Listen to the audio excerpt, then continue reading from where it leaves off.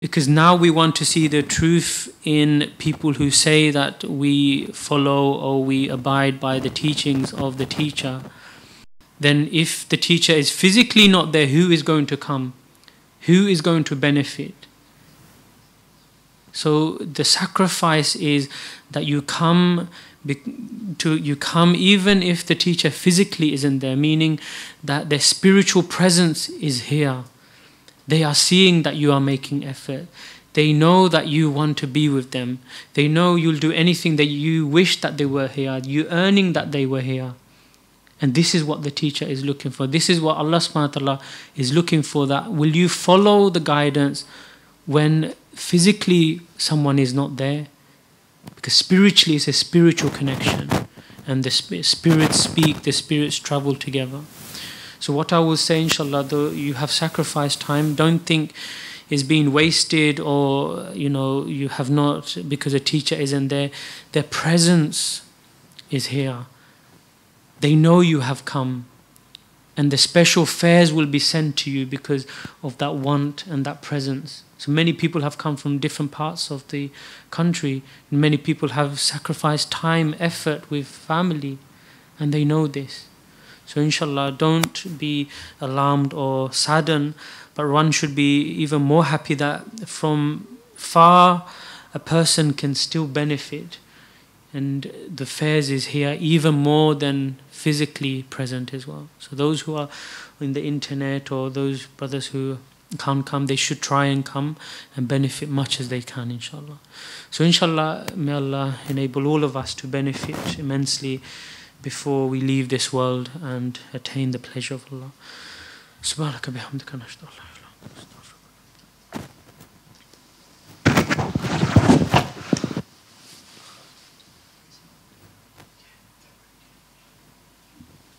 If I can ask all the brothers to form a semicircle here and facing that side as before.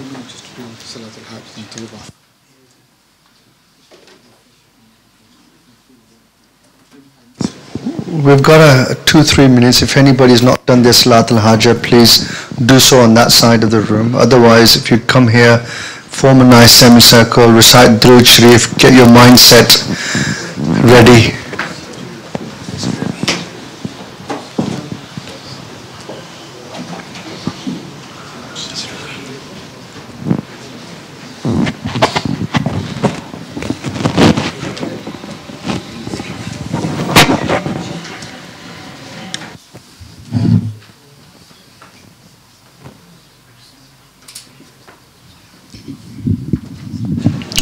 Remember the 3 keys. Allah is with me, Allah is watching me, Allah is hearing me.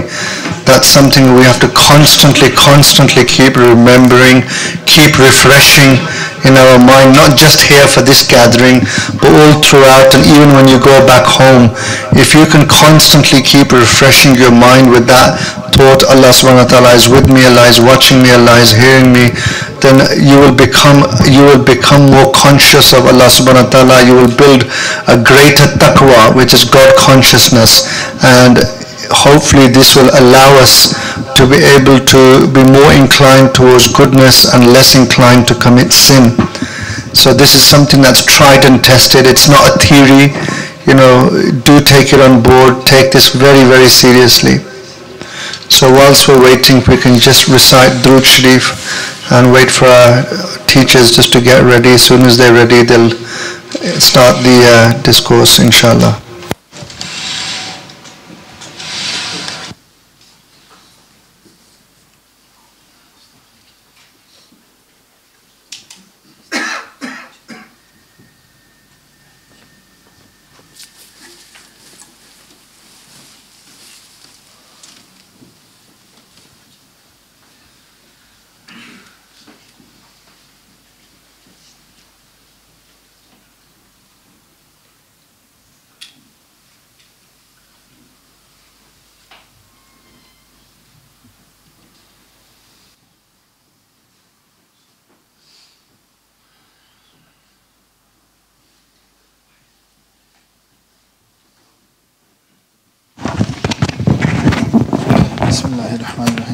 So now that we are waiting, about to start, this is a perfect opportunity now that we should actually really, not to wander here and there and what's going on, that this time actually given, that you should actually close your eyes and ponder that why we sat here for.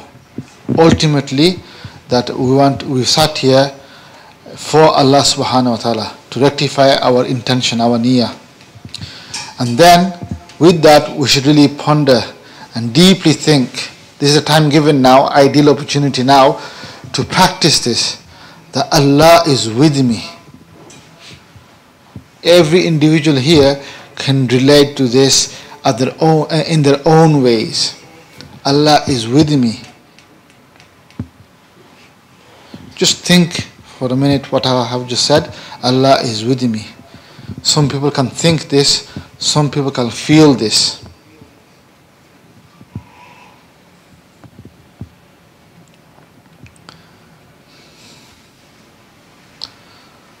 Allah is with me with all His majesty, as He is, always been, always will be, with all His sifat, all His qualities.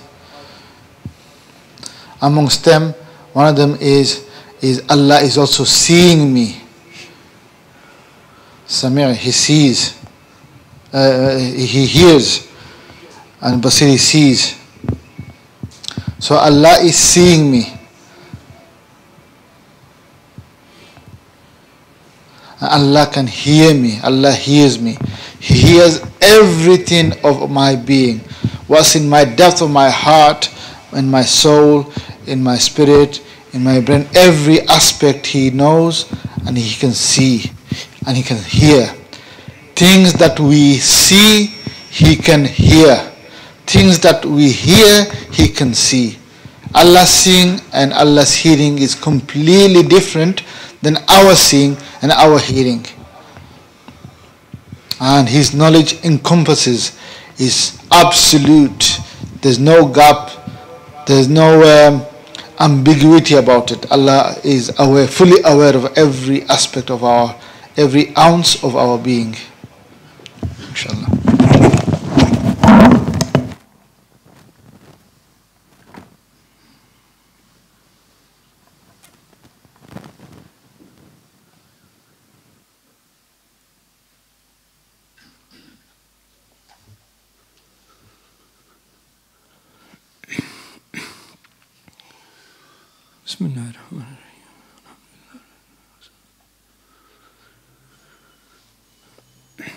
Alhamdulillah, now we have strengthened our connection with Allah subhanahu wa ta'ala and corrected our intentions.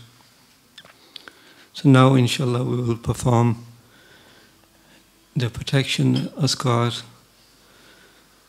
namely Surah Fatiha once, Ayatul Kursi once, and Surah Ikhlas, Surah Falaq, Surah Nas, in this order, and then repeat 3 times inshallah, and then blow on the palms of our hands and rub over our bodies for protection.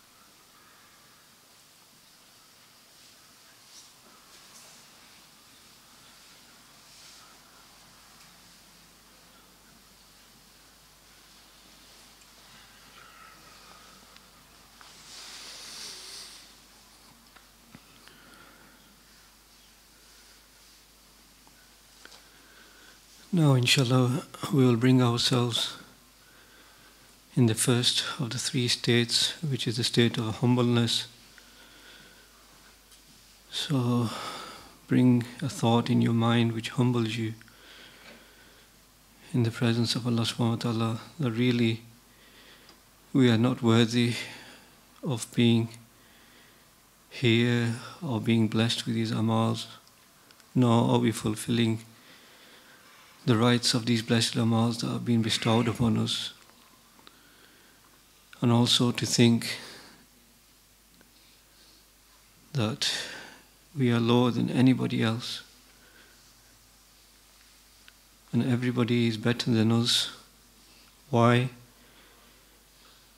Because the person may think that anybody who is elder than them, they have lived life longer, hence done more good deeds than oneself. And anybody who is younger has lived less and has committed less sins than oneself. So this thought can be brought into a person's mind to humble them, to bring them in the state of humbleness, inshallah.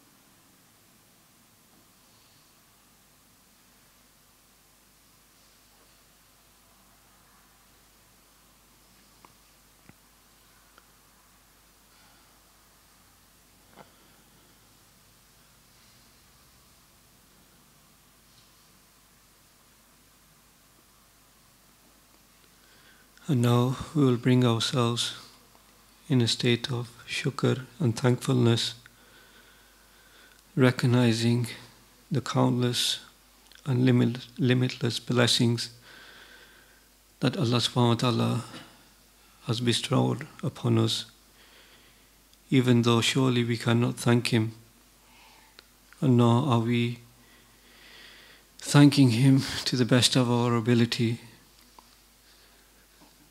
But think of anything, and especially relating to this blessed month, thanking Allah subhanahu wa ta'ala for the greatest blessing, the greatest favor that was bestowed upon the whole of creation, which was the sending of His beloved Messenger sallallahu alaihi wasallam. So thank Allah subhanahu wa ta'ala from the bottom of our hearts for this immense blessing.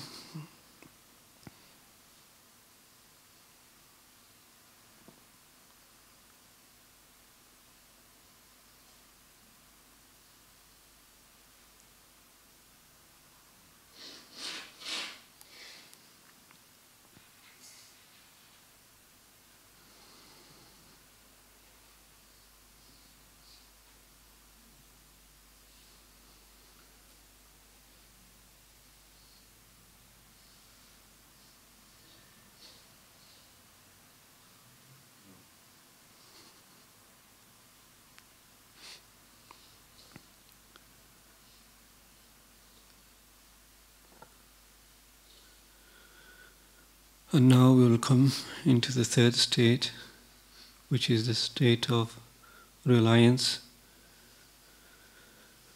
So really, truly express our weakness and our shortcomings to Allah subhanahu wa ta'ala. We cannot even breathe without your permission. So we truly rely on you, as you are the doer, you are the taker. And it's only through your fazl and your mercy that we can travel this journey.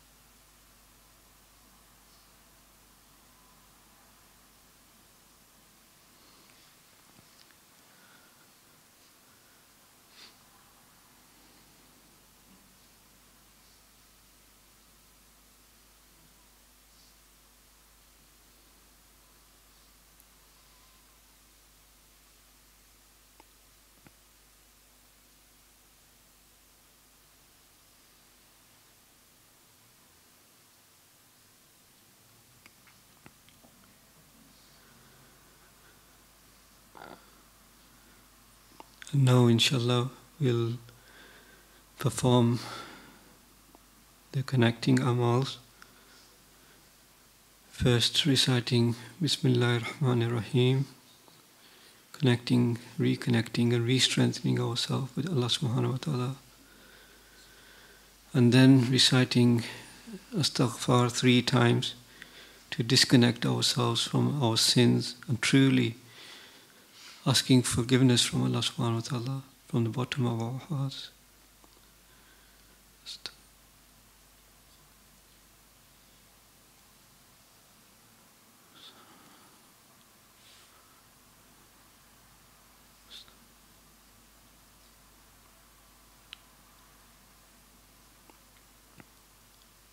And now we'll recite Durood upon the best of creation with a sincere and focused mind,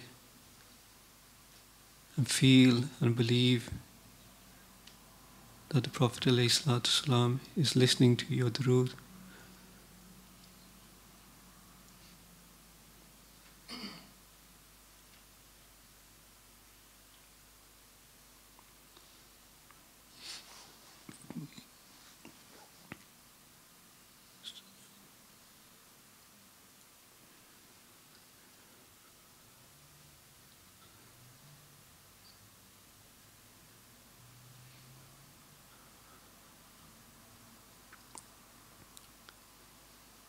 And now we will recite La hawla wa la quwwata illa billah 3 times to give us further protection against any shaitanic interference.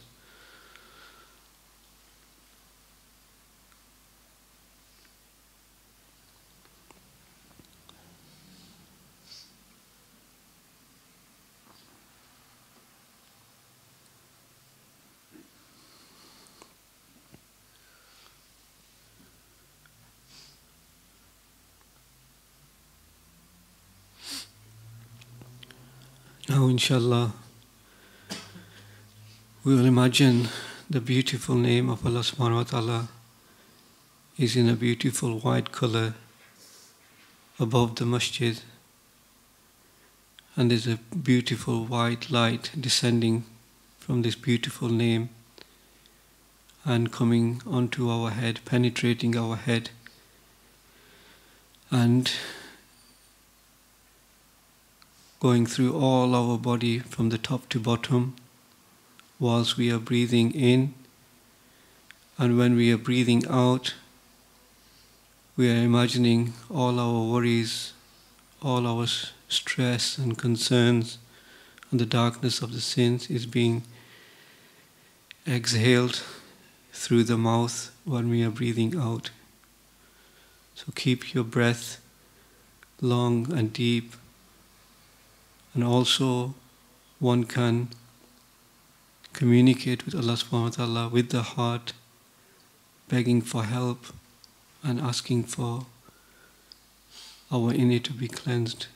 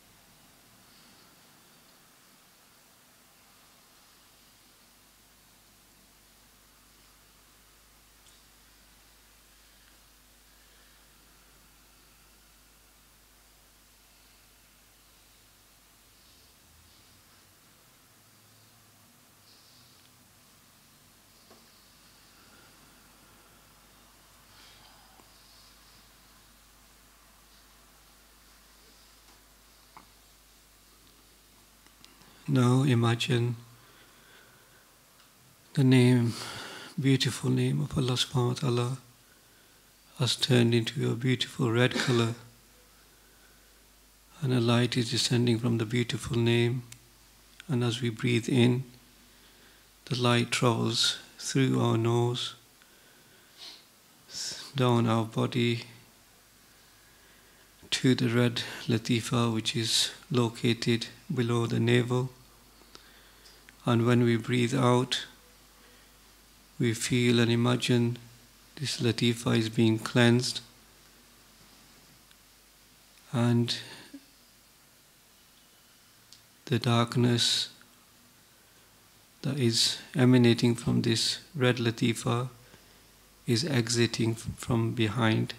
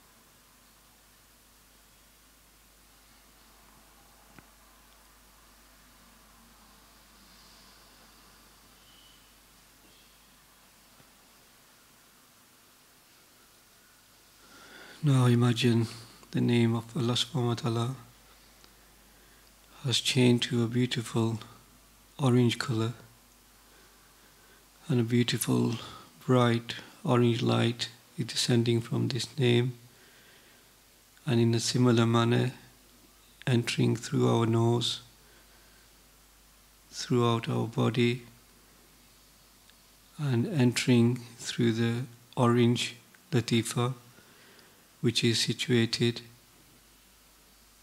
on our navel, belly button area.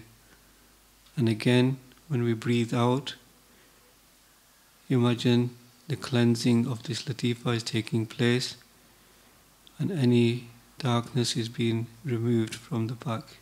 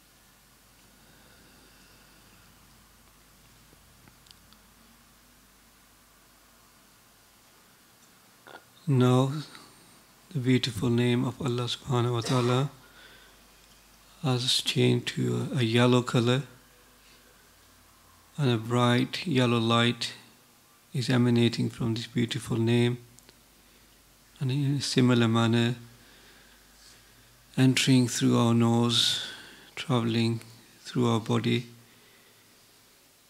to the yellow latifa, which is situated in the stomach area, and similarly again cleansing the latifa and the darkness exiting from the back of the latifa.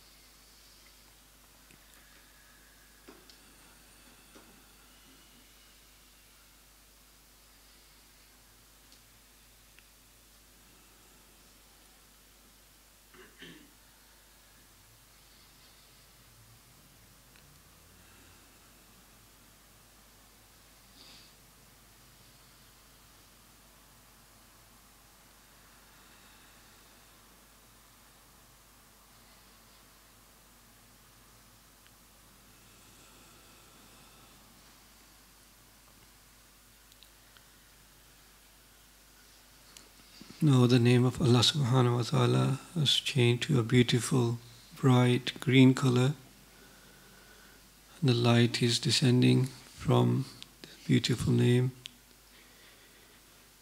entering our bodies through our nose as we're breathing in, and as we're breathing out, cleansing the green latifa, which is situated in the heart and chest area, and the darkness exiting from behind the green latifa.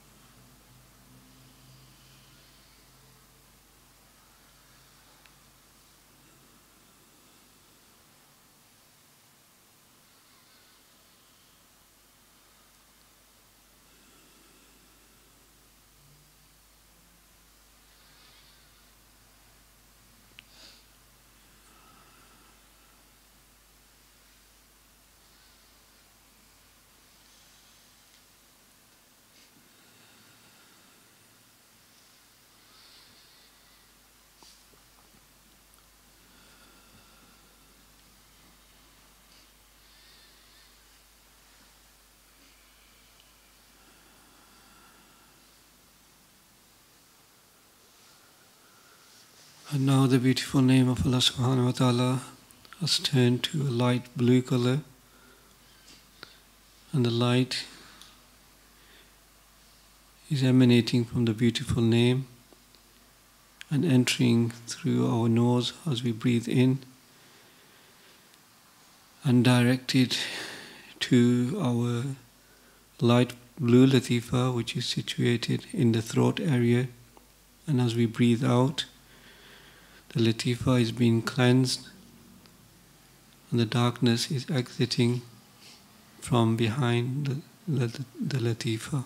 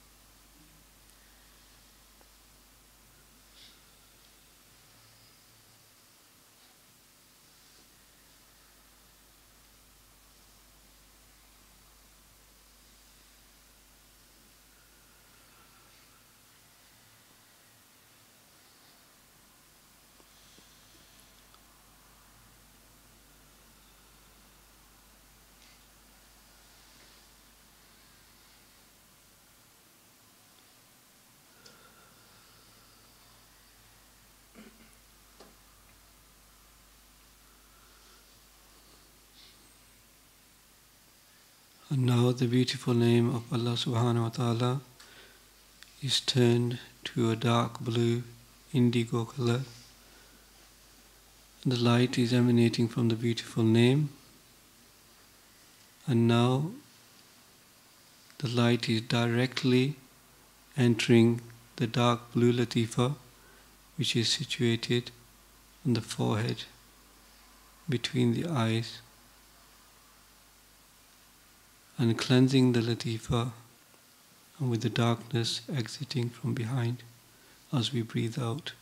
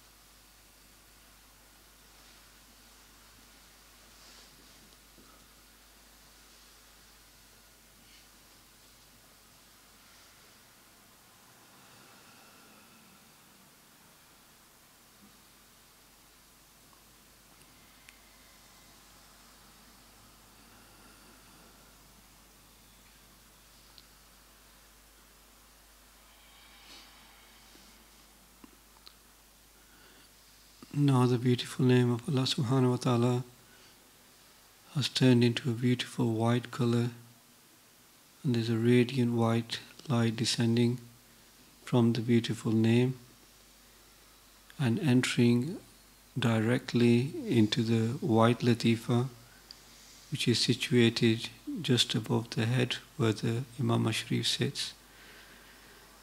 And while we are breathing out, this latifa is being cleansed, and any darkness is exiting from behind.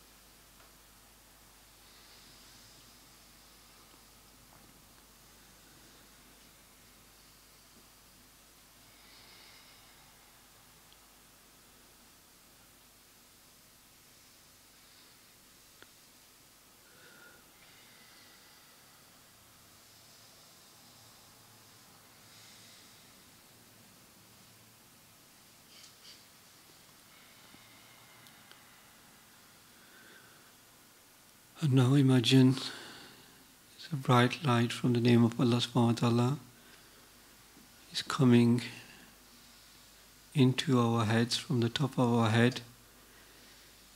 And as we breathe in, imagine as though a balloon is being filled with air, and this light is coming in from the body, from the top of the head, all through the body. And as we breathe out, as though our body is becoming light and is disappearing. So with each breath, feel as though the whole Latayfs are being cleansed, and at the same time when you breathe out, body is becoming lighter and lighter until all your body disappears.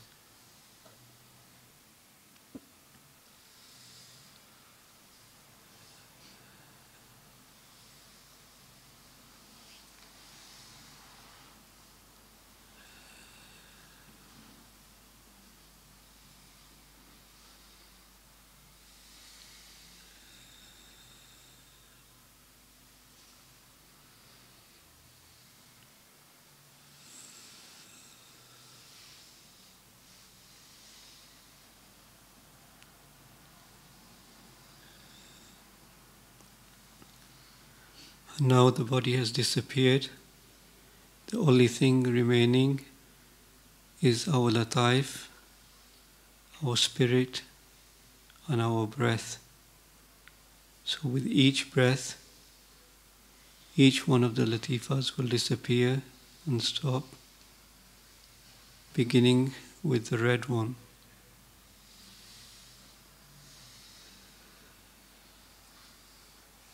Now the red has disappeared.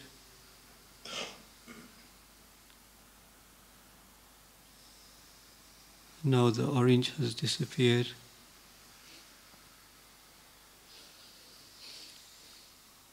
Now the yellow has disappeared. Now the green has disappeared.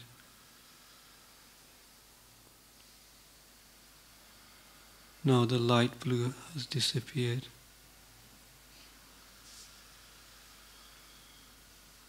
Now the dark blue has disappeared.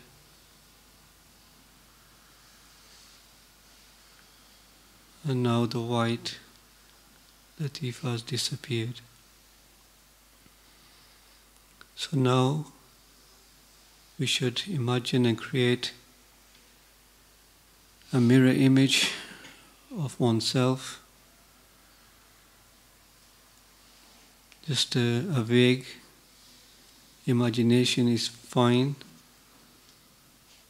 And if one is finding it difficult to imagine oneself, then they can imagine that our blessed teacher is in front of them. Continue with the breaths. And inshallah, after a few breaths, one will take the golden breath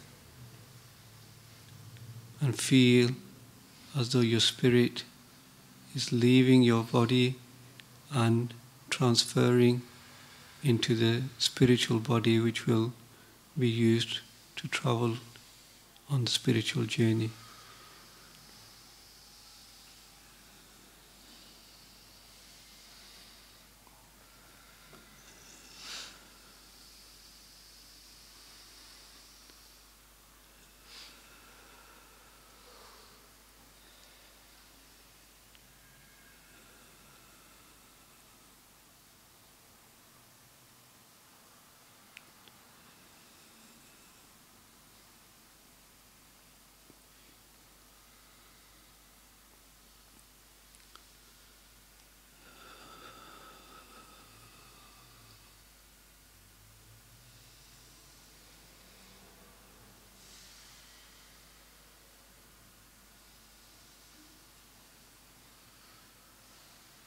And now we have transferred,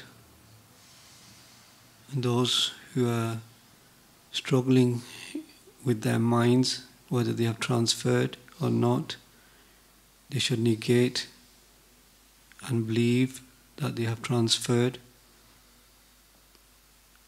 And now we should look for our blessed teacher, Sheikh Ahmed Tabbagh. And alhamdulillah, they are present with us in this blessed room.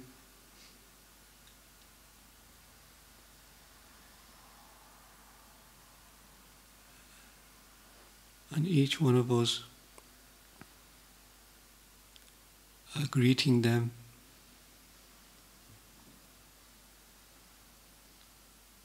And thanking them, because surely without them we wouldn't be actually doing this today.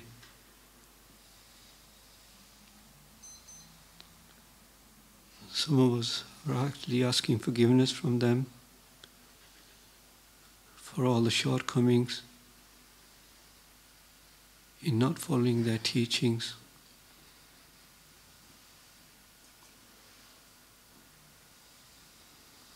But because they love us so much, they always overlook our shortcomings and always are there to embrace us.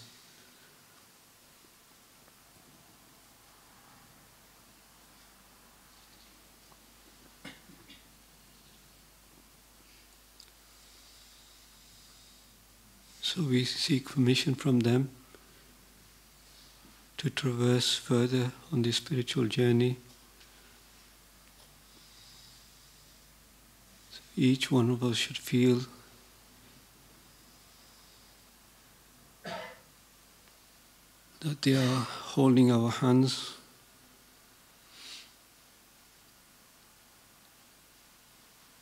And as soon as we feel they are holding us, it seems we have lifted up into the skies.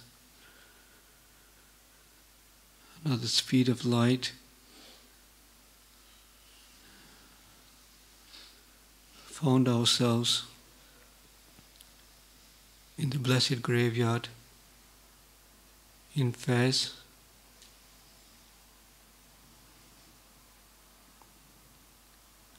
We are all standing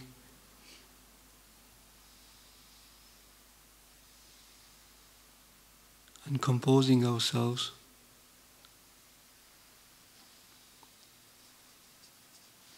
and then following our teacher who are leading us towards the Blessed Mazar of Sayyidina Abdul Aziz Dabbagh, Rahmullah.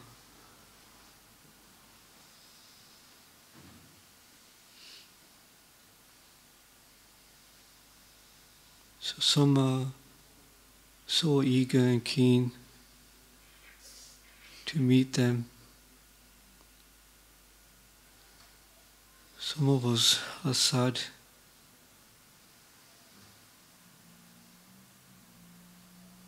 but we are all being encouraged by our teacher to come forward.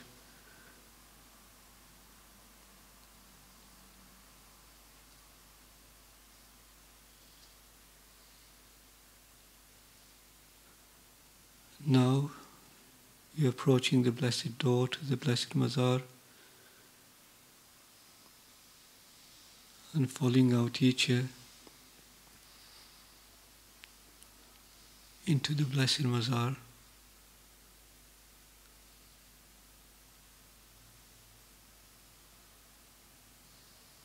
And now there is a bright light emanating from which appeared the Blessed Personality of Sayyidina Abdul Aziz Dabbagh, Rahmatullah alayhi.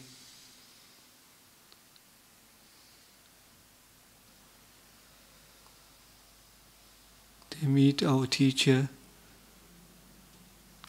and embrace them, and then we are given permission to also meet them.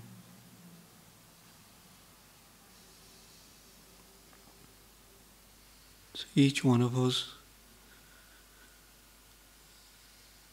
are coming towards and embracing our Master Sayyidina Abdul Aziz Dabbagh.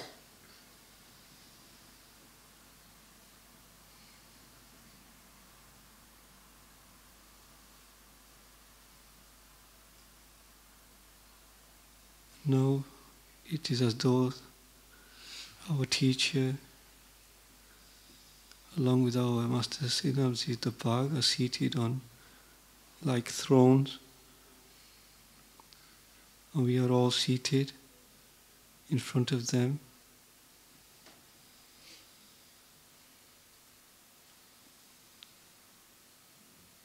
And our Master Sayyidina Abdul Aziz Dabbagh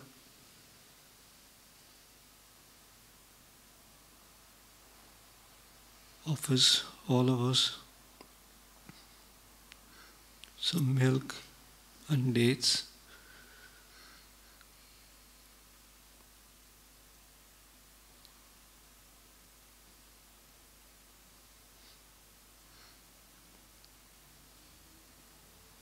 And each one of us can have a moment to interact with them to their own level.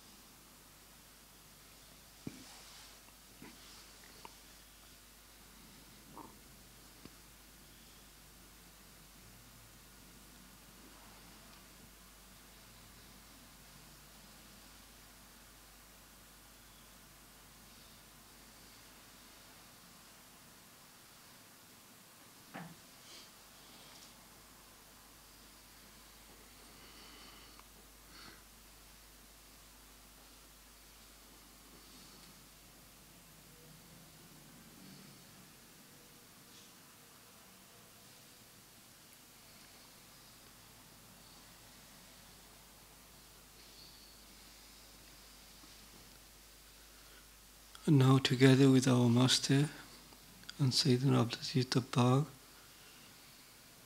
we travel towards the Blessed Mazar of Sayyidina Abul Hasan Shazali Rahmatullah alayhi.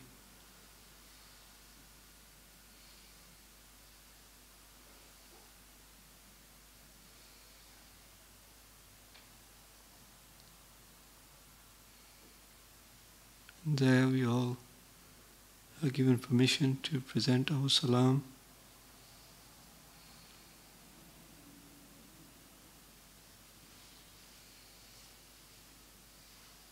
And also thank them and ask forgiveness from them.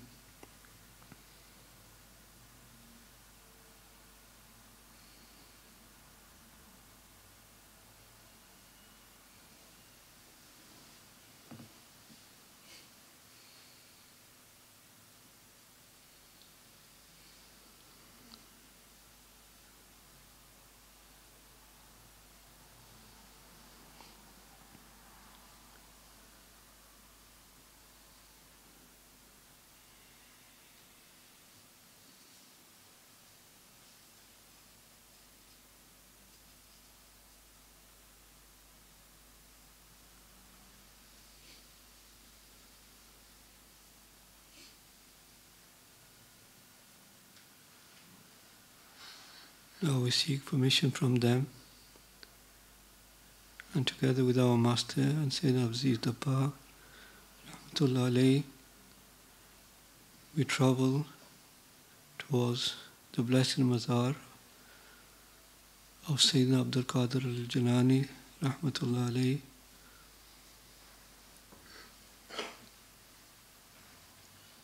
We all enter behind our grandfather and our father, spiritual father, walking towards through the masjid towards the blessed chamber.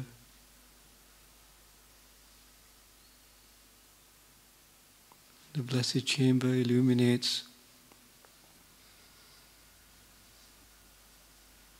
and the blessed personality of Sayyidina Abdul Qadir Jilani appears and meets our Grandmaster and our Masters, Shaykh Ahmed Dabbagh, in such a loving way.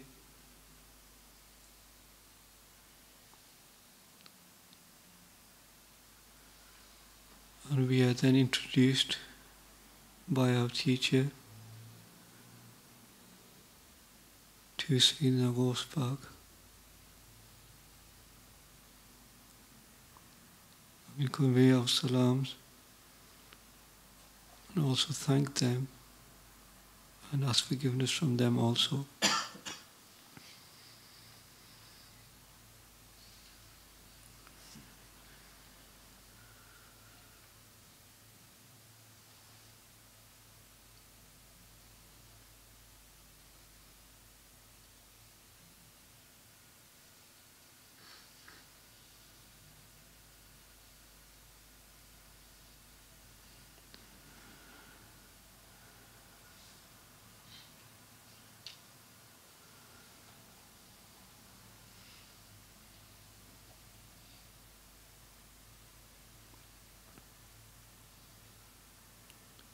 They present us with different fruits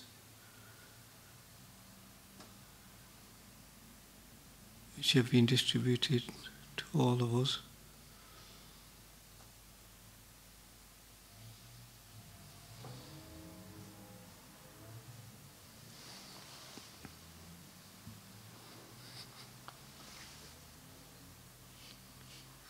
Which contain extra blessings to help us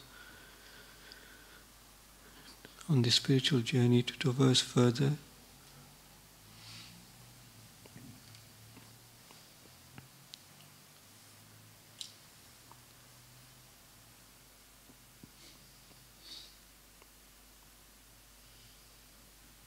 And now together with our blessed grandfathers and our Master, we travel towards Karbala, towards the Blessed Mazar Sharif of Sayyidina Imam Hussain, radiyallahu ta'ala an.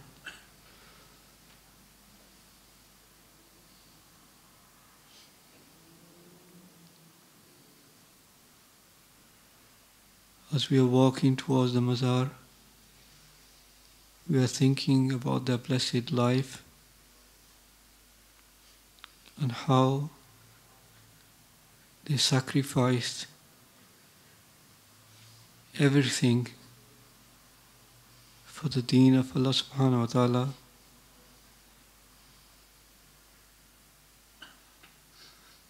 And did not compromise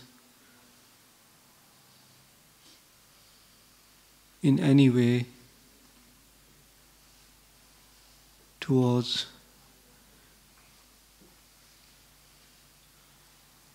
any sort of disobedience or anything that would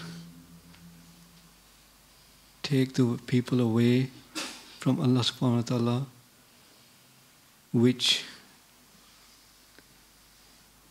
the enemy at that time wanted to impose.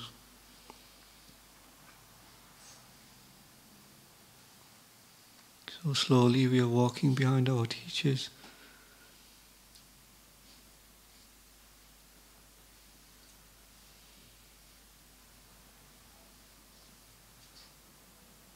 And as we walk, we can imagine and see that the Mazar Sharif is becoming illuminated.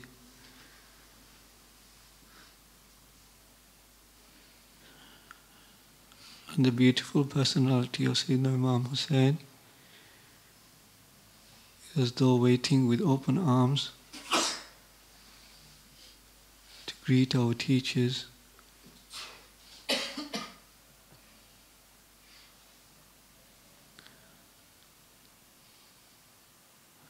And we are also being given permission to come forward. We've been introduced. Should convey our salams and thank them, because surely the sacrifice they made for us is what we are reaping today, and ask forgiveness from them for our lives that were more closer to the life of Yazid rather than the life of Sayyidina Hazrat Imam Hussain, and making a firm commitment and intention that inshallah we will try our very best now to leave the lives that we were leading, that were taking us away from Allah subhanahu wa ta'ala, and actually willing to sacrifice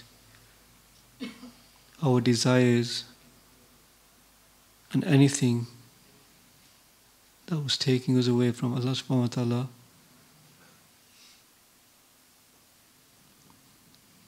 And even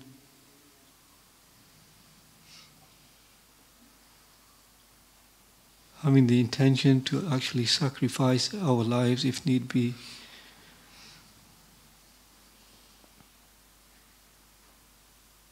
So all of us can have a moment by themselves and communicate at whichever level with this blessed personality.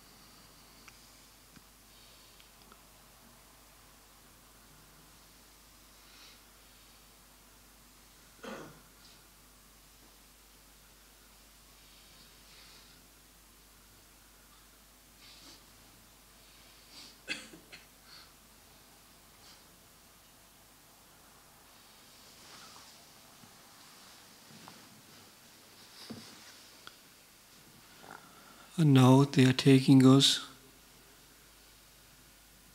to visit their Blessed Father, the door to the city of knowledge. Sayyidina Hazrat Ali, Karamallahu Wajhul Kareem,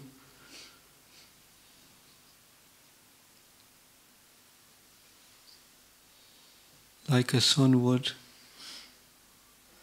introduce people to his father,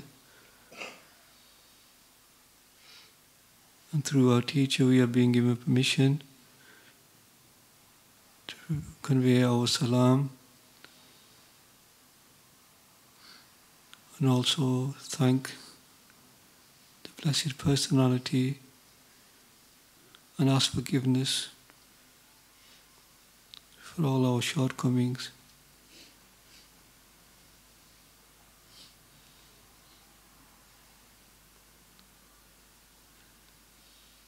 You can all have your moment and to whatever level communicate with the Blessed Personality.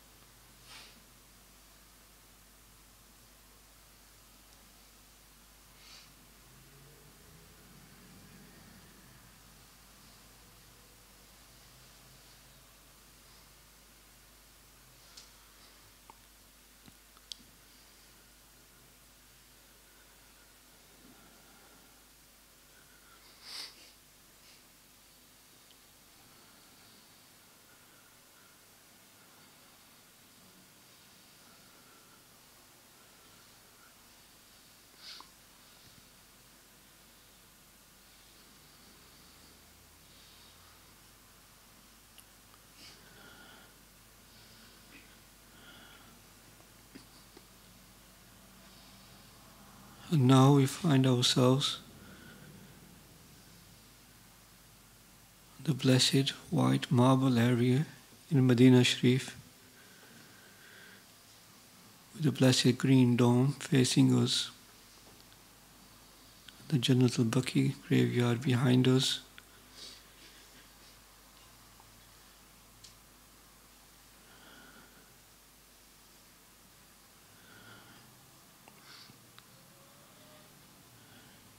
we are happy and also we are regretful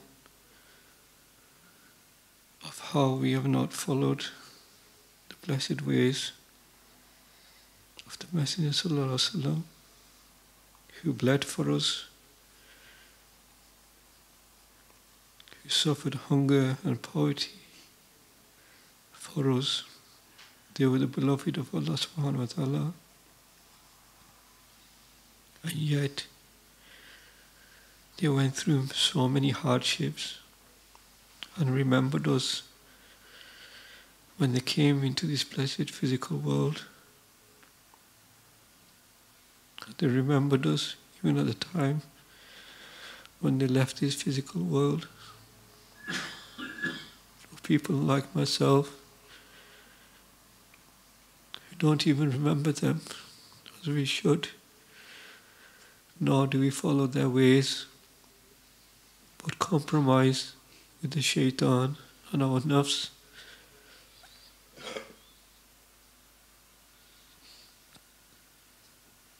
So we are slowly walking forward behind our teachers.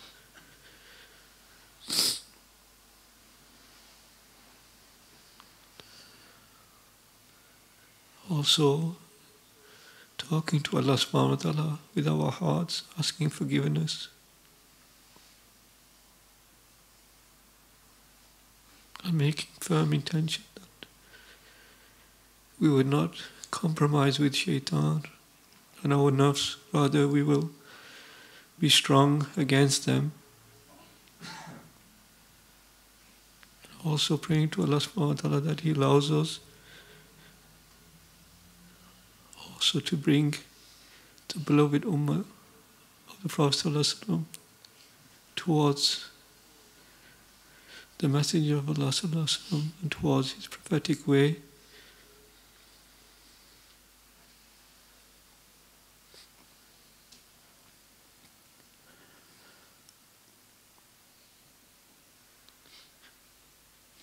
And now we can feel the presence of the Prophet Sallallahu Alaihi Wasallam with immense light emanating from the blessed Gumbat Sharif area.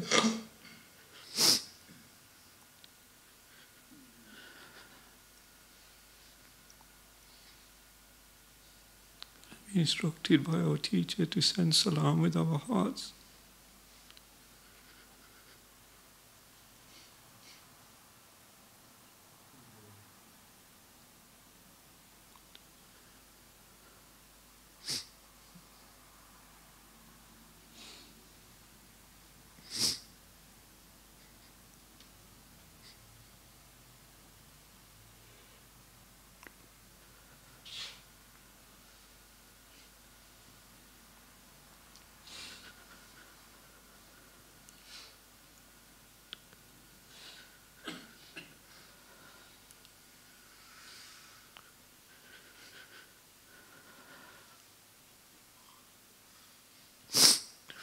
The Messenger of Allah Sallallahu Alaihi Wasallam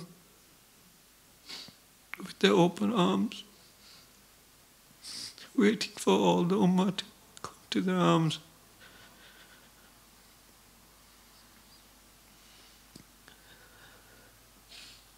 So some of us with permission to go forward. Some of us want to, but feel very shameful of our ways.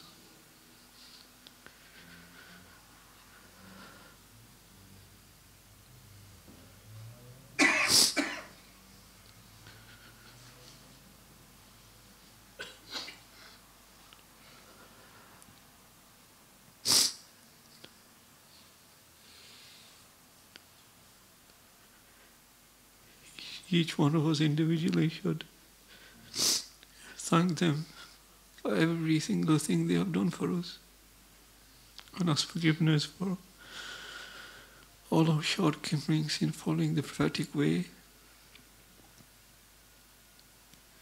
and having a firm intention to be steadfast on this path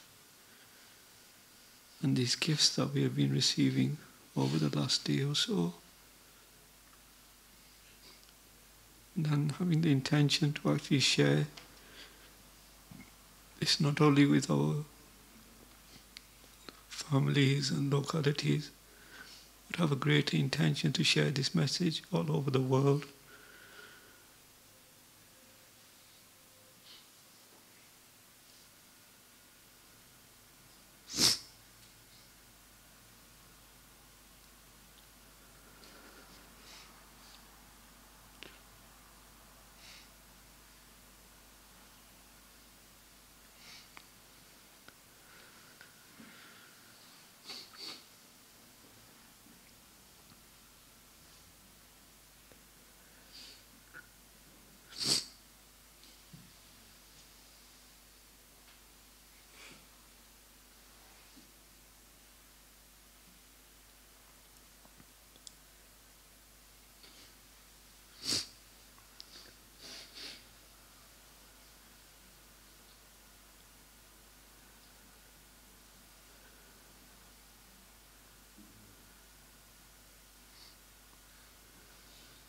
And now reciting the Durood and Salam and requesting permission to leave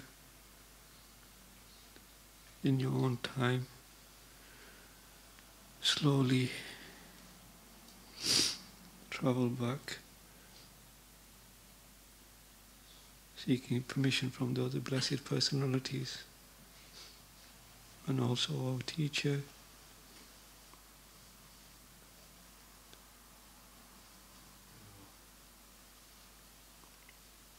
And slowly in your own time open your eyes and bring yourself back into the masjid.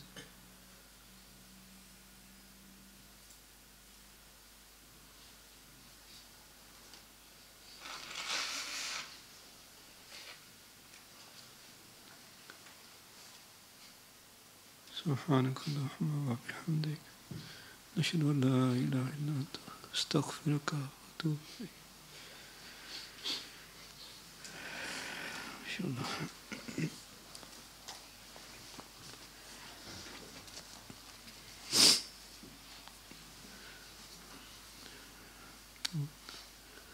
Now, inshallah, it's your opportunity now to mention any feedback of your experience. Most importantly, especially for the people who have been doing this amal for the first times, any difficulty they faced, because this is the time when a person should actually mention any experience, any difficulty, because sometimes when something is mentioned and our honourable Ustads will actually enlighten us, it can actually benefit somebody else who sometimes might be shy and not mention, will be facing the same difficulty maybe. So, we'd like to hear from the brothers who are having any difficulty, and also the brothers who have any experience to share.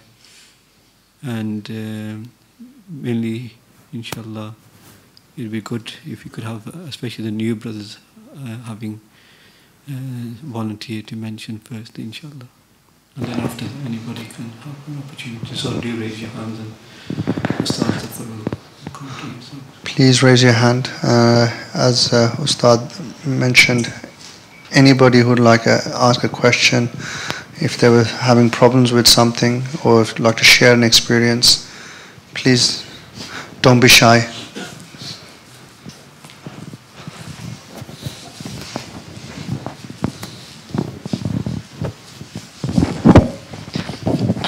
In the first session, I managed to connect very quickly, but this second session, I found it very, very difficult to connect. I don't know, is it because I was sitting on a chair, or is it better to sit on the floor?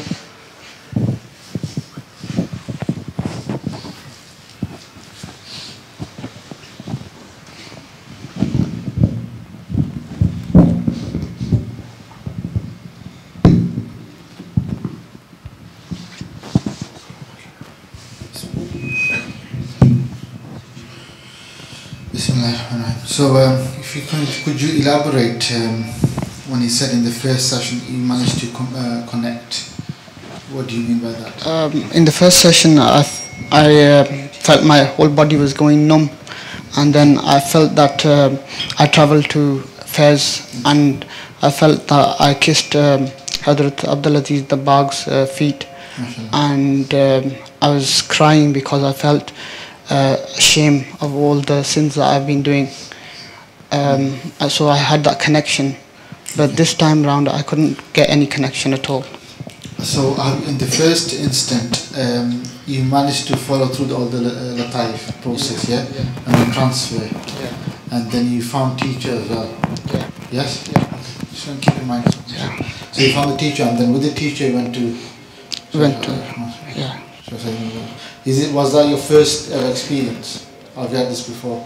Your first experience, yeah. Alhamdulillah. So first of all, Mashallah Mubarak, in the first sitting, although we said that end of the retreat, inshallah, you will be able to taste, but you said first time in the first sitting you've experienced this already. So that is, I would say, congratulations Mubarak that you have done. And now, Alhamdulillah, is something to build on. Remember, along the way, sometimes you have good moments and like struggling moments. So it's like when you're learning to drive. From what you're saying is, after first lesson, the instructor is saying you're ready to drive now, and the second lesson you had a blip, but still, the instructor won't be concerned that you had a blip, because everyone has a blip in driving, for example. So likewise with experiences, everyone can have ups and downs, but the fact is you had seen and tasted straight away in the first ever gathering that you have sat. So Alhamdulillah, you have reached that objective now. Now, inshallah, this is the second one. We're going to have at least 2 more tonight. So everyone brace yourself, inshallah. As Ustaad Zafar have said, you're here to come and break your routine and change everything around and go through that process so that it shakes you up and refreshes you as well. So then, inshallah, in the next one, prepare yourself. And it doesn't really matter if you sat on a chair on the floor. It's fine. You have to be comfortable. As you should recall how you did the first one, and obviously preparation, do Salat al-Tawbah and Salat al-Hajjah and so on beforehand. And then just follow and to the process. Let it flow. Follow to the process and let it flow. Don't worry about, am I achieving this? Is it happening? Is it not happening? Like I said, don't have any expectation like so, or else you'll be disappointed. First time one did so, he didn't have any expectation. And that's the crucial thing that we always say. So then second time, maybe you're comparing, okay, I've had the experience, I want to do something similar. So again, there's an aspect that you have to understand that it is not because of what we do, our deeds or our performance. It's all to do with Allah subhanahu wa ta'ala. And if you completely rely on Him, then what that means is that expectation or that weight is lifted from you. You're not expecting anything from yourself. Whatever happens is by Allah subhanahu wa ta'ala. So for example, drawing from the first experience, you were not expecting it. It just happened. Alhamdulillah, great. Second time, maybe there was an aspect of, okay, I want to have something similar. So in a way, you were thinking, okay, I could do this. So yes, you can do this. Allah Ta'ala gave you the potential. But at the same time, when you do those muraqabas, that we show our humbleness, thankfulness, and reliance, that's very crucial to really clear your slate. And many people don't understand the concept of tawakkul or reliance. What that means is that I do not know what's good for me. Oh Allah, I seek your consultation. I ask you, whatever is good for me, make it happen. Whatever the outcome comes, because I have no expectation, whatever outcome is, I accept. That's the sign of reliance to Allah subhanahu wa ta'ala. What we have is, I have an expectation that this is the outcome I want, for example, yeah? And then so Allah, I rely on you, I make dua to make it happen. Now, if you're consulting the most wise and most knowledgeable, maybe that outcome is not good for you, which you think is good. And that outcome does not happen. And then rather than we becoming happy that Allah Ta'ala saved us from any eventuality, which is not good for me, rather we get upset, oh, I made dua and I relied on Allah subhanahu wa ta'ala and I wanted to get A star in my GCSE. I didn't get A star. I've done everything I could. But no, there you resign and you become happy that, look, I've done my part. I've relied on Allah subhanahu wa ta'ala and also relied on Him for my outcome. So whatever that comes, I'm happy. So that's the concept of reliance. When you have that, then there's no pressure to yourself or no expectation to yourself as such. And then the whole door's open. Like you had done for the first experience, exactly that's how it should be, inshallah. So next one, inshallah, after Isha and the break, we're going to have another session, another 2, like I said, one late night as well, before we rest. So have those mentality in mind now, inshallah. And then see, inshallah, make it happen.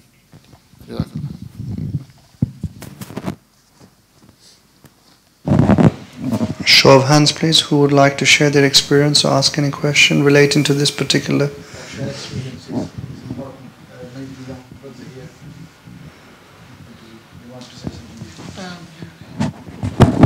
Whether I was able to get past the golden blow.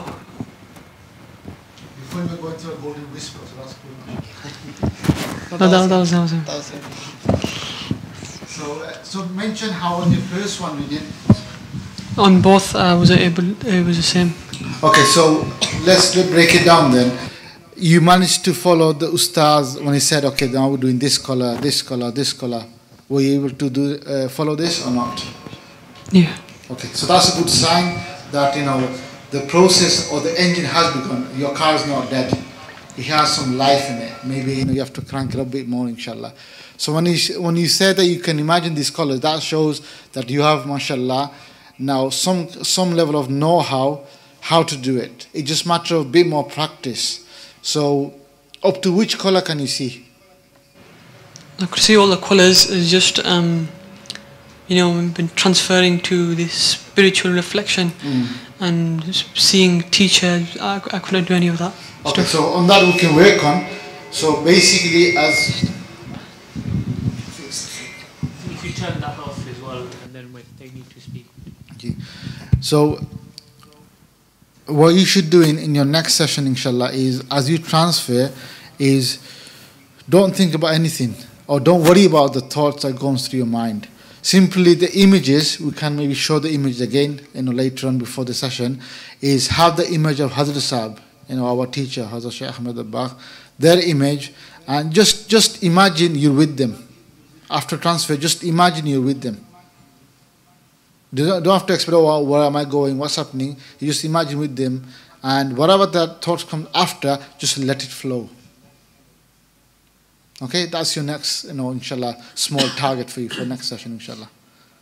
Okay, brother, next you wanted to say something? Okay, so you answer you, okay.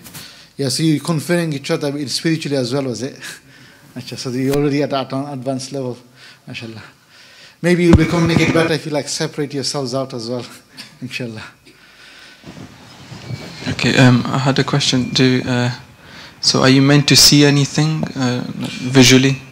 Did you participate in all the sessions? Did you understand when we said about the two things in your control, one thing is not? Yes. Okay, so what did you understand about this? That it's not in my control to what comes to me, what do I see, and etc. Before that, what two things are in your control? The thought and the imagination. So what we're asking now at the starting point is either through your words, thought means words, at words level or imagination level, simply I want you to follow the Ustaad that's leading it. That's all you have to do. Were you able to do so or not? Okay, so that's what you should be working on, focusing on now. Is as the Ustaad saying, now we're seeing the white color, name of Allah subhanahu wa ta'ala, light is descending to all our body, then the lights turn into red, the name of Allah become red in color, the light is coming down, entering through the navel, and below the navel, Latifa, going in there. As you breathe out, the light is leaving from the back. And each one they go through, and they say, now imagine you transfer golden breath, the final breath, and you're with the teacher, you're traveling. If you can imagine that, then that's fine. That's all is required, inshallah. Okay? All right. From this side here, our honorable guests and brothers. Sorry, just to go back, did you see anything, or were you able to follow everything as well? Okay. Would you be able to say, did you feel that you transferred? Okay, so after transferring, what felt afterwards? Just go through that. So we fully understand rather than what you mentioned. It's just like a doubt. Right, okay. That's all it is. And I know it happened, and I could see everything, but it's just a doubt. Right. Afterwards, because at the time I know it was happening, everything. Right. So just explain at that point when you transferred, and then what happened in your own words. When Ustaad was saying how Hazrat Sahib's with us, right. I could feel the presence of them coming. Right. They were already here sitting down with us. And then from here, the whole group, we went to the Mazar, and then etc. from there. So. Right. No, just Karen, so where were they sitting in this room then? Just with the Ustads on the left. Right, sure. So you could see them sitting here at the front. I could sense, I had a feeling, but yeah, I could see them as well, but I don't know where exactly, etc. Right. Just tell us what you believe you witnessed and so on. That's fine. So after you saw them, what happened after that? We went to the Mazar of Sheikh Abdulaziz Dabagh, and then everyone met them, and I seen them as well. And I was really ashamed of what I've done in my past life, etc. So they just hugged me, and from there we went to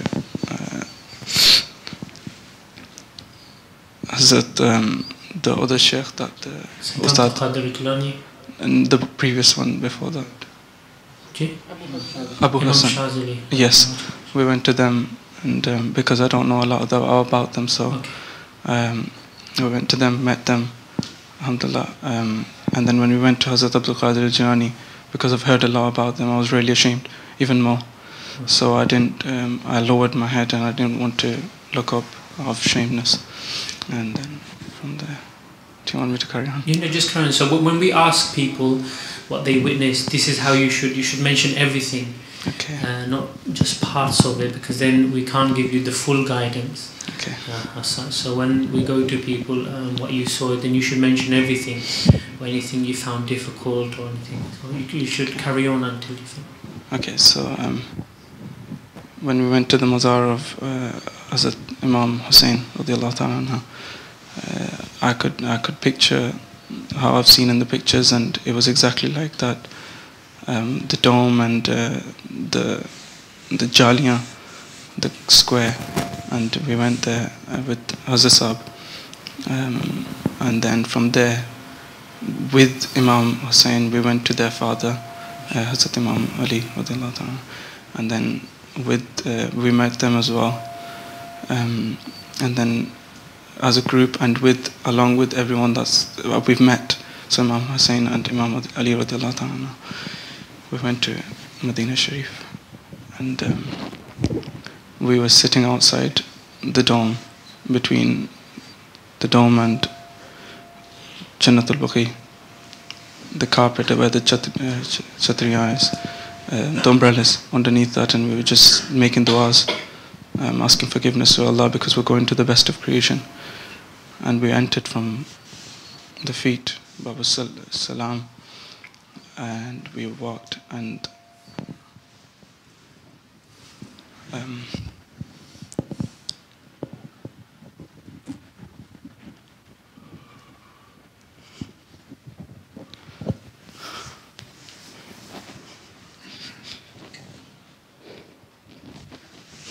sorry.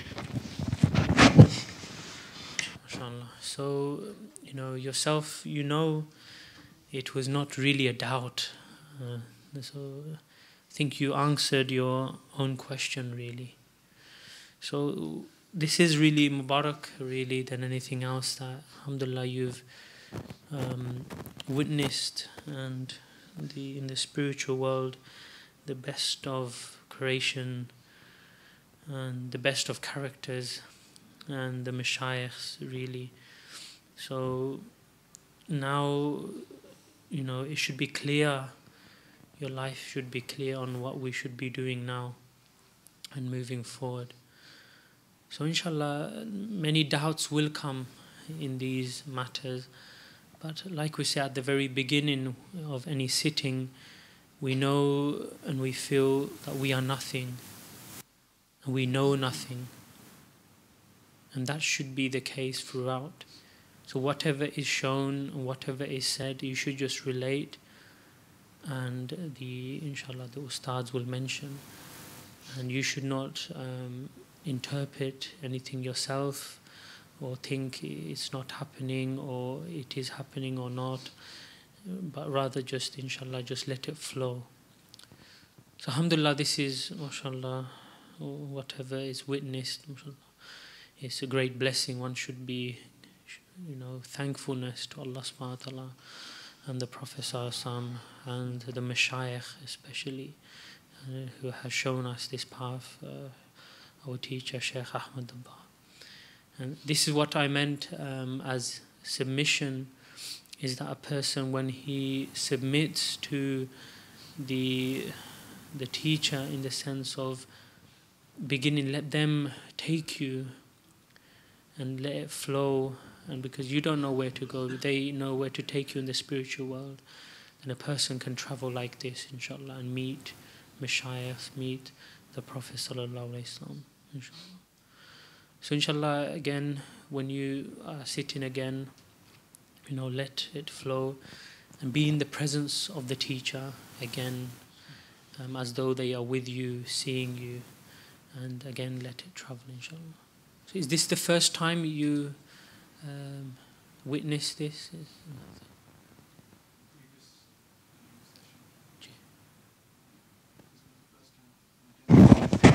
How it feels. I was exactly the same, but at the time I thought I didn't try. but it was exactly like this. So you can see this is an example, mashallah, for everyone that it is possible, and it is, everyone has potential to do and to travel, and these are examples, mashallah, mubarak, inshallah.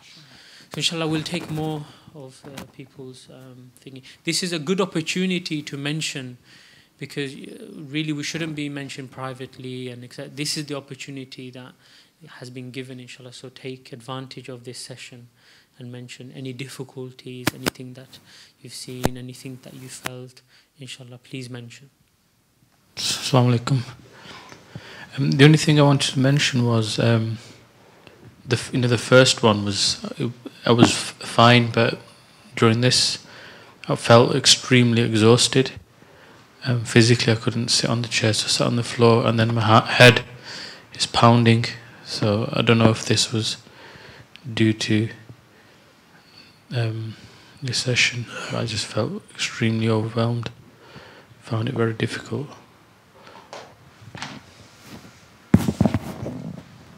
Alhamdulillah, there's in the first session, so we had rest before we did the first session. So after Zuhur, everyone slept and did Zuhur, and then we did the first session. So you had enough rest. This session, people, should take advantage of, even when we give you rest period, even if it's a quick 5 minutes power nap or 5 minutes away from people, in the sense of refreshing one's mind. Because you have to check yourself, did I refresh my mind and my heart and my body before I come into this session, or was I still conversing with people and doing my things and doing something? So before any session, people should take time out just between yourself, where you let your mind just release any tension, any anxiety. Just close your eyes, even if it's for 5-10 minutes, or even lie down 5-10 minutes, and then be refreshed. So inshallah, so everyone should try this, inshallah, before the even next session, do this, because in this session a person should be fresh, and let the mind become fresh, let the heart become fresh, so it becomes easier to travel, inshallah.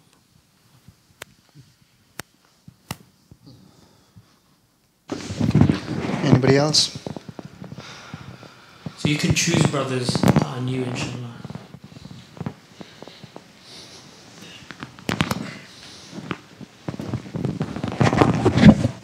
Assalamu alaikum. Basically, I managed to connect up to a certain point. Like when we were doing the Latayfs, I was getting a bit of a headache at certain points, but I would say I was kind of more or less like dozing in and out of ads. I don't know if I'd call it sleep or not, but I was there, and then like I was losing concentration, and then but I was getting like a kind of a headache as well at the time. But I was seeing all the colours. I even went to the Blessing Mazar Sharif of Aziz the Bag, and I seen a light coming out from there, and I got up to that point, and then more or less everything else, I was like I said, I was probably, because of it being tired or something, I just didn't seem to follow the rest of it or something.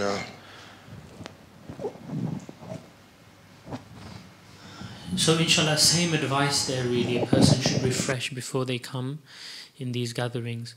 But also sometimes because of the anwarat and the blessing and the light, it affects the body as well, and the you can say the Latayfs, in a certain part of the Latayfs, like the mind, etc. So sometimes a person can feel this as well, and that's part of the purification that a person is going through. Also, person should sometimes people are dehydrated before coming into this, so a person should at least drink water, refresh before coming into these gatherings, inshallah, because it's long period you are thinking, your mind should be fresh as well. So people should drink water, give the mind refreshment as well.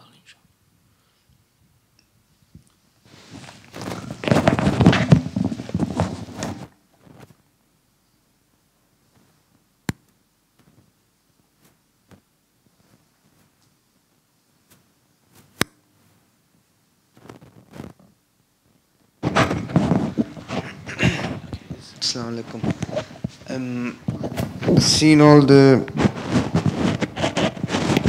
colours, and then I transferred as well, and then after that it was a bit I couldn't really follow where we was going. I was like somewhere else, I think, really. I think I felt like I was under a big tree with just me and Hazrat Sahib, and then after that I didn't really see anything after that.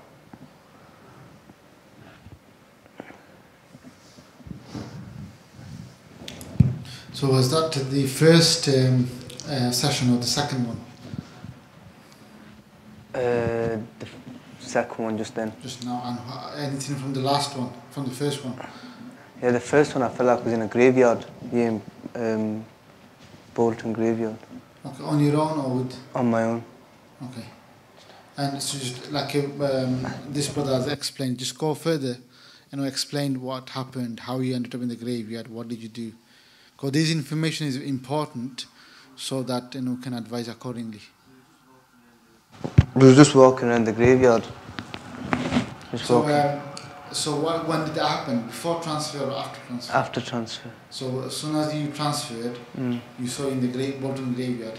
Yeah. Okay. And what were you doing there? When you there? I was only small. I must have been about about 5 or so.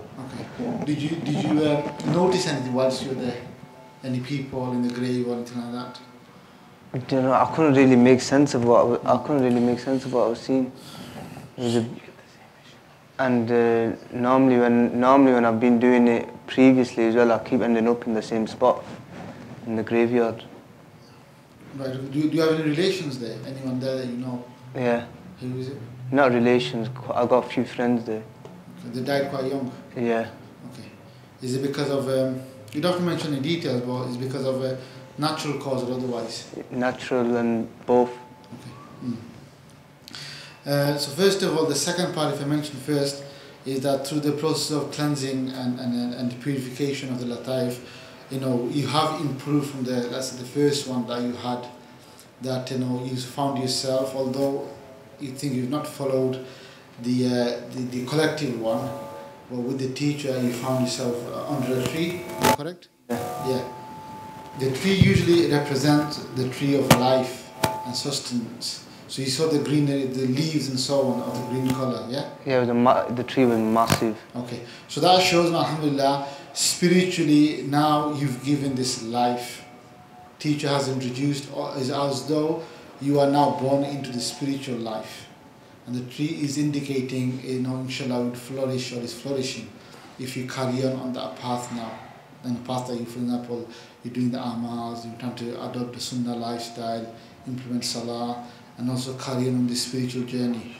And also the tree usually is actually only beneficial really when it gives fruits. And the fruits, basically, before you taste them, it has, for example, like branches and the main stem and the roots. And these are indicating the purification course. So what you need to do, mashallah, maybe you're already doing, now really focus on it. If there's any weaknesses or anywhere else, refresh through this retreat now and really focus on the purification course. Because once you can traverse that journey, then really the tree will give fruit and life and benefit you, will nourish yourself, and then what does fruit do? It helps, and which can nourish other people as well. Like the family and the friends circle that you have, you could become the means to help them. But before that, in the first one, for example, like you had many experiences, that showed that you had a startup or an opening, but obviously without the help of the teacher and submitting to him, that he cannot advance any further. That's why you saw the same again and again. And secondly, why this is what's happening in the graveyard, because emotionally or psychologically you are still attached to those people who passed away. I mean, because it's the people who used to spend time together, hang around and do all sorts. So child being that obviously you are very new to this realm, that's why you cannot make it up what's happening. But now truly, maybe through this retreat, you understood the concept of really submitting to the teacher. It's not about you doing it on your own or because of what capabilities you have or not. It's all about relying on Allah subhanahu wa ta'ala. I am nothing, and I am nothing, and I do not know anything. And really then we submit to the teacher, and then the journey begins. So I just think I'm nothing, and then that's no, the way. So basically, what you've been learning in the sessions yesterday and today, yeah. If you were to just really implement that in your life, okay. and have that understanding there on the road, of for example, already that you saw with the teacher, you know, on the retreat, that's a good sign in itself. But also, then what you should do is once you become more stronger, you can then now help. You know, when the fruit is there in the tree, you can help the people who have passed away as well. And the people who've been seeing the grave, maybe now you think you cannot help them. Maybe they need help. They're in distress over there now in the grave. Then you can become the means to help them as well, you know, spiritually, making dua, sending the rewards to them. You could do that anyway now, but spiritually you can give help as well to them and to nourish them in the hereafter as well, inshallah. And in the world of grave, world of barzakh. So many indications there, good news for you for future as well. What you need to know now is here and now, and become quite strong and grab hold of it with both hands, what you've been learning here, and never let that go. Because as soon as you leave here, people out there who even the religious, they will not appreciate what you've been learning and practicing. So what you've been doing is very unique. And only when you become strong, invite them to these retreats and gatherings, and you share, for example, what you learn. Slowly they will understand what unique position you're in now. So think about that. You're in a very blessed, and Allah has selected you amongst many hundreds and thousands out there in Bolton, for example. So you should be very honored and pleased as well at the same time, inshallah. And when I'm doing my Latayf as well, the particular sheet that I'm on, when it gets to that Latayf, it starts really glowing. Is that Yeah, so basically that's why I indicated about purification course. You should really focus and try to complete one by one, whichever sheet you one after another. Because that has a direct correlation link with the color of Latifa that you have inside of you. So for example, the first stage organ sheets that we do, tongue, eyes, private parts, they all have relation to the bottom three, for example. The red one, the orange one. They have different meanings. We didn't go to the meanings and so on because it's about practicing and benefiting from it. No point having the knowledge and getting all confused, and then we're not actually doing the actual work itself. So that's why I keep it very simple and very clear for everyone to follow, inshallah.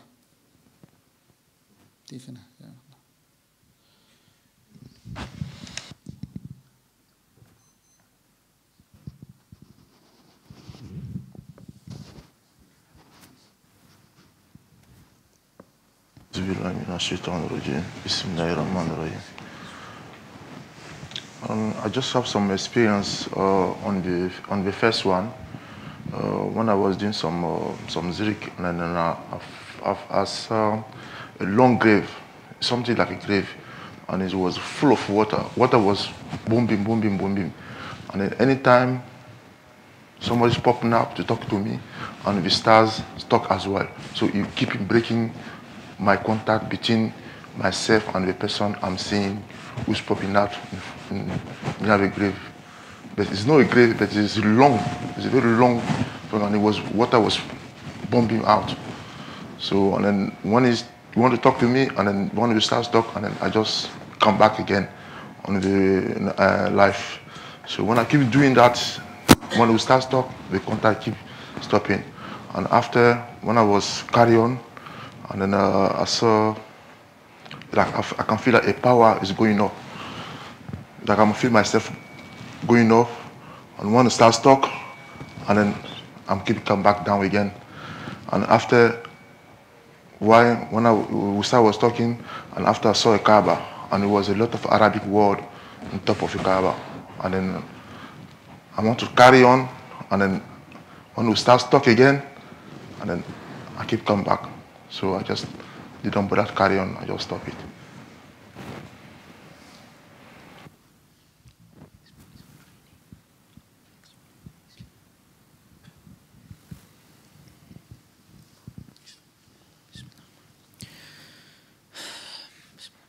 So you, mashallah, that's very good. Sometimes another indication is that when the Ustaad is talking and he's mentioning certain thing, sometimes it's indicated that you should try and follow what they're saying as well. So it will make it easier for yourself. Sometimes, we have a mindset of traveling certain place, but sometimes the Ustad, when they mention certain things, it reminds the person where they should be. For example, firstly, meeting the presence and following and finding the teacher first. So there's that is the roadmap we should follow. But if a person, for example, he goes to a different direction, then he won't get to the actual destination, for example. And it will bring the person back spiritually. He's brought back to the words and back to the advice of the Ustad or someone who is leading this spiritually. So there's a spiritual connection when a person is traveling. It is by you are traveling only by the light of the teacher you are traveling. Even though in the spiritual world people can go anywhere as such, but to be safeguarded by this, a person should always bring the thought and the presence of the teacher. It is very important to have the presence of the teacher, because like we mentioned in some of the gatherings, it's mentioned, like even in dunya, there are dangerous places in dunya. There are harmful animals in dunya, in the jungles. Some are hidden, some are not, etc. What to say about the spiritual world, where we've never been as such? So this is why it's more important to stay with the guide, stay with the teacher at every one point. If someone is going through the jungle, for example, even in dunya, they're told, the person who's leading, they should go in front. Then even they will say, someone should be at the back of me, someone should be on the side of me, just in case there are snakes, just in case there are deadly spiders, just in case there are crocodiles, etc., etc., etc. But in the spiritual world, this is more apparent. More shayateens are there as well to try and take the person to different. At the same time, there are more blessing there as well. So at the same time, equally and even more, there's blessings as well. So, like we mentioned, the advice is to everyone is that when a person is in the spiritual world, stick to the guide, stick to the presence of the teacher, presence of Hazrat Sahib, and whatever is being said. And inshallah, they will not get lost. Sometimes, spiritually, the help comes. What is the help for yourself there? Is that spiritually you're being brought back to the words of the Ustad. And then again, you've been told to follow in this manner. But then sometimes a person's desire might be to go to Kaaba, might be to go to see a relative that they haven't seen. And again, a person is brought back, showing the purpose is really to meet the Prophet ﷺ. Purpose is to meet the Mashayikhs in this order. So this is the roadmap in the spiritual world, inshallah. So if you stick by the roadmap, how it's been laid out, firstly, as soon as a person transfers, he should try to find the teacher and let it flow. When we mean let it flow, we mean that wherever the teacher wants to take me, I want to go. Not wherever I want to go. That's the difference. So let it flow means let the teacher take you wherever they want to take you, wherever it's been said to take you. And let that flow, inshallah. You have no desire as such. Like we said at the very beginning, I am nothing, I know nothing, I don't even know where to go. Here, maybe Bolton to Manchester, you know the routes, how to get there. London, how to get to London, etc. But in the spiritual world, I don't even know the roadmap. So in that case, I should stick by the guide and the teacher. Let them take me wherever they want to, inshallah. So like this, inshallah, try this when you are again transferred in the next session. Now you ask the teacher, wherever you want to take me, I am happy. Wherever you want to take me, I will follow you for the best. But please do not let me go. I want to stick by you and take me wherever you want. And then inshallah, let it flow, and wherever they take you, just follow them. If, for example, a person drifts off with the mind somewhere else, then like I said, spiritually think of the teacher. Bring the thought of the teacher back, and the person will be again on the path, on the straight path again. So inshallah, like this, inshallah. Sorry? As the teacher was washing me. The teacher was washing you. Yes. MashaAllah. This refers to the purification that a person is doing already. MashaAllah. So like you, the teacher in that field is washing the person again and again and again. This refers that the effects of purification can be apparent in the spiritual world. So physically you are doing the course or the sheets or etc. Now in the spiritual world, what is happening?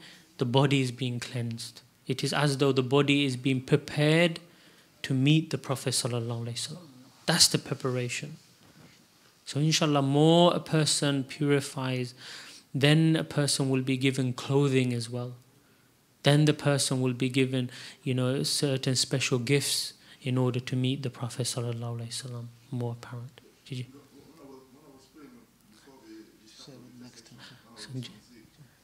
I meet the Prophet Muhammad sallallahu alaihi wasallam. Carry on. So in the last session? No, before we start the session, Okay. when I was doing some zik, I met the Prophet Muhammad sallallahu alaihi wasallam, and then he asked me to pass salam to the person right to me. So when you were doing salah or before salah, Before I salah. was doing some zik. So where did you see them in the spiritual world? So he was in the Kaaba, Okay. and then he told me to say salam to the person right to me. See, this is, mashallah, a blessing. So now a person should treasure these moments. Really, we cannot thank Allah Azza wa Jal, even if a person did nawafil all his life, if he sacrificed everything he had, everything he has, his wealth, his family, his children, compared to the glimpse of the Prophet ﷺ is uncomparable. Really, one cannot appreciate just seeing the blessed glimpse of the Prophet ﷺ. So, alhamdulillah, a person should, mashallah, be grateful and do shukr. And to do shukr is to do more purification, more cleansing, and actually steadfast on this path, inshallah. MashaAllah. Maybe one more, Brother Zafar, on this side. So one more, inshallah, on this. One more, sir. Imam sir, please. Imam Sahib, do you want to?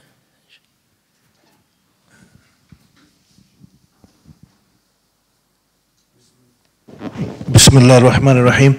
In the first session was more productive. I think second session I was a little bit tired at the start, and then it was when the first session Sayyidina Abdul Aziz Dabagh rahmatullah alayh, when Brother Gulfam mentioned that he's giving gifts, at that moment I didn't see this, but I felt they were hugging me, and then I felt they gave me something. But at that they gave me something. This entire body, from my head to toe. It was difficult to explain. It was just something. It was like a. I can't explain it. It was just something. It was just lifted me up, basically. When they gave me that gift, but I don't know what it was. But that's what I felt in the first one. But I have one question is, when Ustaad Gulfam, he's mentioning, all the things are happening. So am I right in saying we just let our imagination just follow whatever they're saying? So. MashaAllah, I would say, MashaAllah, Mubarak. In your first instance, this is your first retreat, correct? Is that correct? In the first retreat that you have actually if not seen, but you felt the presence of the great Sheikh, Sheikh Sayyidina Abdul Aziz Ad-Dabbar, rahimahullah. You received the gift, and your physical body felt it. So that shows the fairs and the blessing has transferred to the extent where your body was feeling it, your cells were feeling it. So alhamdulillah, may Allah, bless you, and congratulations for the experience, mashallah. So obviously you had gone to the Latayf and it was easy for yourselves. And with the teacher, you went to faster, yeah? Alhamdulillah. So first of all, congratulations for this. Alhamdulillah. It's something now you have now tasted, or your body has tasted, and now it's a matter of now building on building based on what you had experienced now for future, for now and in the future as well. So first of all, Mubarak, mashallah.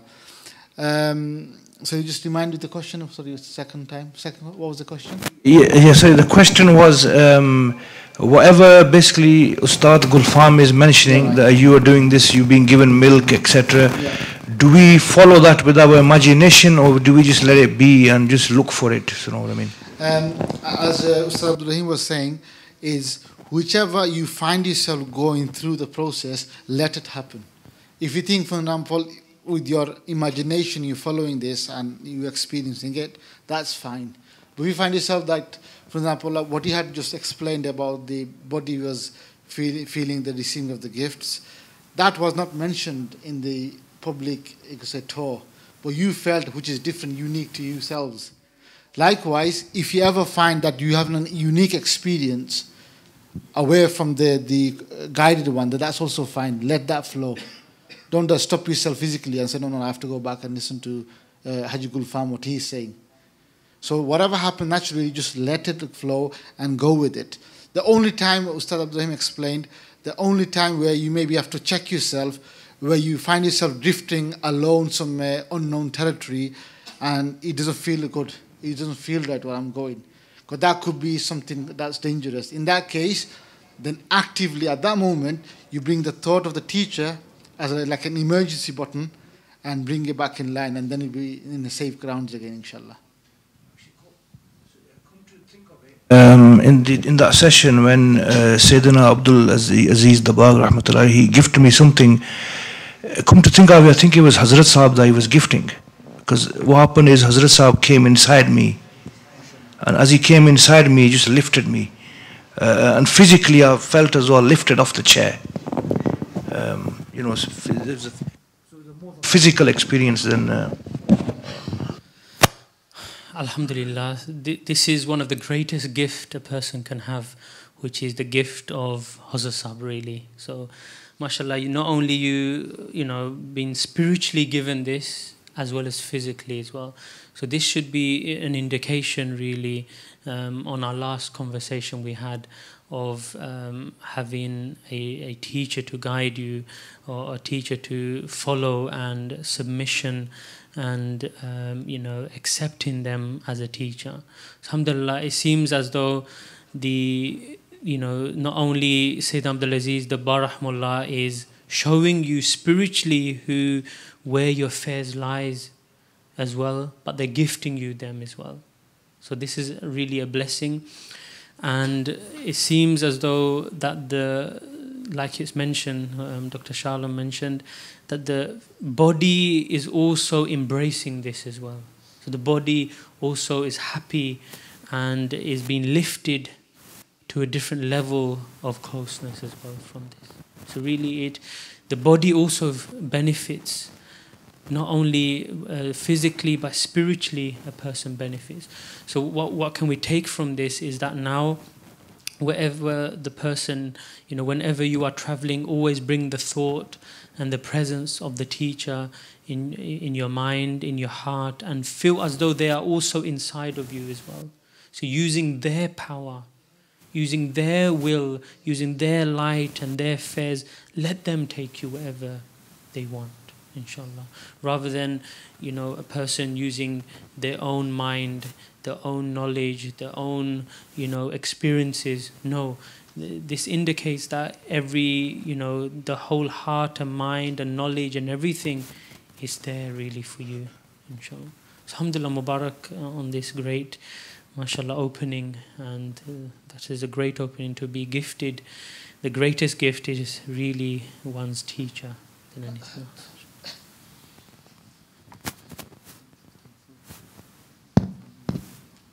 So if you could conclude, inshallah, summarize everything.